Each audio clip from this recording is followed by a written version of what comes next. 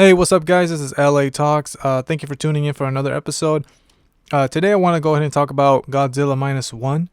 The reason why I want to talk about this one is because I think they're releasing it in black and white this time on January 26th and all the way to February 1st. And as exciting as that is, I want to go ahead and buy a ticket because I really did like this movie in every aspect possible, because I wasn't as scared of Godzilla, or I didn't even think of Godzilla. I never really thought of Godzilla as a badass. I just thought, okay, decent movies, big creature, he looks cool. Man, this movie just like reintroduced Godzilla to me, and I didn't even think anything of it. I saw that people were like praising it. I didn't think anything of it until I said, okay, you know what? A lot of people are talking great about it. Let me just go ahead and see it. And I did. And man, did it blew me away. It was fantastic. The actors, the cinematography, the story, everything was there. A lot of people are saying like this is the best Godzilla movie ever. And I agree with them, honestly. I never really seen any great Godzilla movies. The Godzilla movies that recently came out really never really stood out to me, because just something about them, it just didn't intrigue me. Sure, I did like the scenes where Godzilla came out, did his thing, and then left, but really, like, the story wasn't there for me. It wasn't as compelling, and I didn't really want to invest time in it. But this one, man, 2 hours and 5 minutes. It was really good. I did feel the length of it. I am gonna say that, but there are also some things that are kind of like but man, the way this movie delivers, like the score, the actors' deliveries, everything was on point. It literally blows out every little minor part that I had a problem with out of the water. Like, it's really freaking good. If you haven't seen it in the theater, you have to see it in the theater, because the theater is a whole different experience. It's really, really great. I know for a fact I'm gonna buy another ticket for it. I already watched it twice, once with my girlfriend and another time with my brother. I really wanted my brother to like it. I don't think he liked it as much as me, but it was an experience. Since he was like a big Godzilla fan or whatever, he enjoyed the other movies.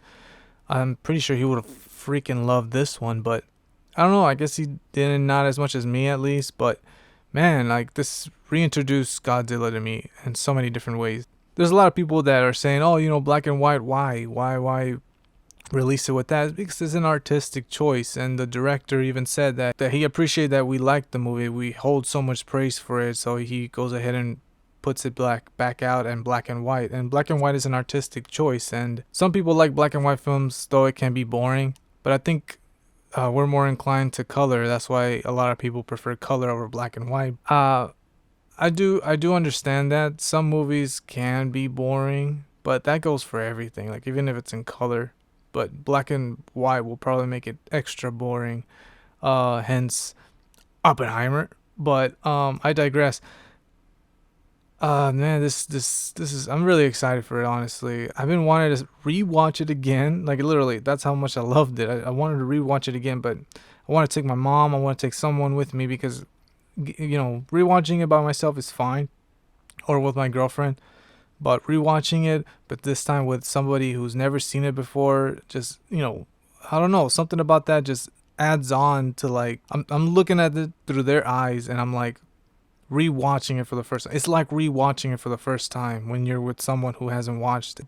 Another big take I want to talk about is the 1998 version Godzilla. That one I really, really liked as a kid. I know everyone hates that one for so many reasons, but I loved it. I mean, when I was a kid, I was just like, wow, this is a good Godzilla movie. Like, I did not know anybody hated it. Like, I didn't know that's the movie that introduced to I was introduced to Godzilla by this movie, and I thought this was Godzilla.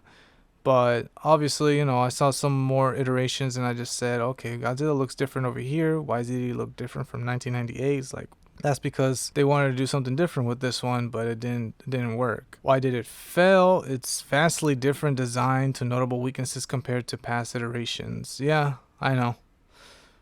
I mean, I freaking loved it anyways. I did. I mean, to this day, if I rewatch it, it's a decent one. It's just for nostalgic reasons, really. Like, I liked it because that's what I liked as a kid. That's the only thing I'm gonna get from it. But I understand the hate that people give it. For anyone that's hating Godzilla Minus One, I mean, I don't know what's wrong with y'all. I don't know. I barely even know any people that hated this movie, but no, this movie is really, really great. If you've never seen a Godzilla movie, this is a great way to see it.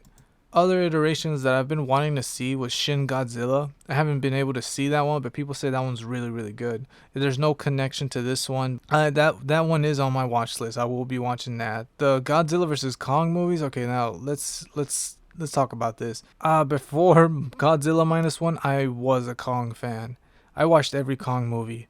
I liked King Kong 2005, even though it had bad CGI. I still enjoyed that one better than Kong Skull Island. Something about Kong Skull Island I just did not understand. I liked the action scenes. The action scenes were good here and there, but overall the story and the actors in it, I mean, great choice of actors. It's just they weren't really pulling off.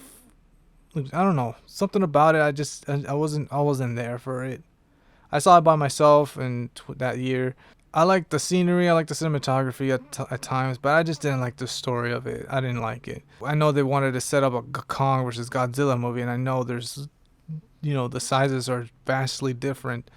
If they take the Kong from 2005, he is very, very small compared to the Godzilla in 2014. So I know they had to make Kong very, very freaking huge, and I don't know. He's just so huge. I just can't believe it. I'm like, dude, this guy is literally almost the size. Yeah, no, he's the size of a building. And I don't know. I just can't imagine. I'm just like, well, where's his? I don't know. It's just so. They're so big. Like, I don't know. At this point, I'm like, why even include human emotions? Like this one, Godzilla Minus One. I think it's a perfect size Godzilla. Perfect size. Other than that, I mean, I don't know, the strong emotion in this movie between these two people that fall in love. I mean, it's there. The connection is there. The connection with all the other side characters, even the side characters. I mean, you care about every single character in this movie, and you don't want them to die no matter what. It's like, oh, shoot, man. If they die, they die. But, some emotion's going to come up from you, like maybe like a tear or something. But, like, I did not expect this movie to be that way. If you haven't seen it, obviously go ahead and buy yourself a ticket and go see it immediately in the theater, because you don't want to see this on video on demand. It'll just take out the fun of it. You can watch it after, but no, man, everyone needs to see this movie in the theater for the first time. Like your first time watching, it has to be in the theaters. The experience is just too good to pass up. The director is Takashi Yamazaki. Hope I pronounced that right. But he said that Godzilla Minus One color Minus color is not just a simple black and white version. The colorist took the care and time to go through a careful and very complex process. The black and white images make Godzilla look very realistic and documentary-like, which leads to even more fear. Even if we have seen Godzilla many times, but we felt that something completely different appeared there. It is very scary. So this is not only for those who like Godzilla Minus One, but also those who are seeing it for the first time. They should definitely see this black and white version, especially the scene at the beginning where Godzilla appears in the night. It is so terrifying that it made my knees shake. I mean, that's another reason to watch it on black and white, and I'm excited for it. I mean, there's multiple movies to watch in black and white. Like I saw Logan in black noir. I like the Sin City movies. I mean, there's multiple colored black and white movies that I've seen that I like better, because I don't know, it's just there's something about that artistic choice that really, really, brings forth a lot of emotion that other colored movies will not. Meant to be more scary, as that's what I'm trying to say. Instead of color, black and white is just, this variation of like evil and destruction. And no, man, I mean, I just really can't wait to see it. The actors in this movie are really great. Something about Japanese movies or Korean movies, they just get cinema just right sometimes, and it's just hard to even replicate that or remake that. Like, why would you even try? Like it's there for a reason, and that should be the originality. I don't know. I don't think they should remake it or touch it at all, because it's just perfect. Perfect in every freaking way. So if you haven't seen it, I suggest you really, really go out and see this movie. Please do. It's you honestly won't get disappointed unless you're kind of like the smart ass that questions every plot hole in every movie. I don't even remember a single bad review this movie made. I know if I start digging, I know I'm gonna pull up some, but I don't want to, because I'm gonna be like, okay, my head's gonna hurt if I start reading someone explain to me why Godzilla Minus One is that bad. I'm like, no, no, just go ahead and just stop watching movies, I guess. I'm gonna go ahead and give this movie a 9 out of 10. So, anyways, thank you guys for listening. Hope you guys have a great week. Stay tuned for another episode coming soon. I really do want to review The Boys. That's still on the agenda. But there's other movies listed here that I won't say yet. But yeah, no, we're looking pretty great. I'm stacked. It's been a busy week, but I'm stacked with movies and reviews and just things I just want to talk about. Really get out there. So, anyways, thank you guys for tuning in, and I'll see you next time. All right.